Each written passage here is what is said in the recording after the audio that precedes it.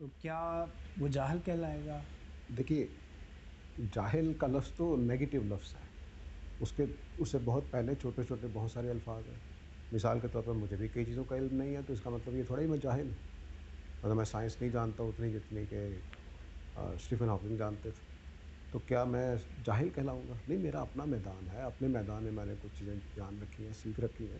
تو بس آپ کہیے کہ میں اس میں بے علم ہوں یا آپ اس میں بے علم ہیں، آپ واقف نہیں ہیں، آپ کو معلوم نہیں ہے، بڑے اچھے الفاظ ہیں. جاہل کہنے کا مطلب تو یہ ہے کہ آپ نے اس کو ڈی گریڈ کیا ہے، اس کو نیچا دکھانے کی کوشش کی ہے، اس کو گالی دی ہے ایک طرح سے. تو جاہل کوئی اچھا لفظ نہیں ہے.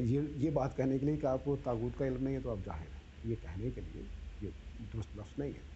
اگر مثال کے طور پر طاغوت کے لفظ سے میرا خیال ہے کہ دنیا کے کئی لوگ واقف نہیں ہوں گے سوائے عربوں کے.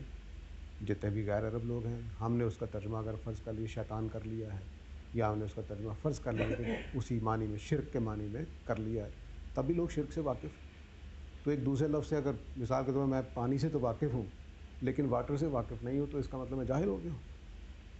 تو جہالت تو ایک الگ سٹیج ہے انسانوں کی، جس کا مطلب یہ ہوتا ہے کہ وہ بالکل ان پڑھ ہیں، سوچنے سمجھنے والے لوگ نہیں ہیں، اجڑ ہیں، اس بات کے لیے تیار ہی نہیں ہے کہ وہ بات کو سمجھیں. یہ جاہل ہوتے ہیں. ناواقف ہونا جہالت نہیں ہے. سر اگر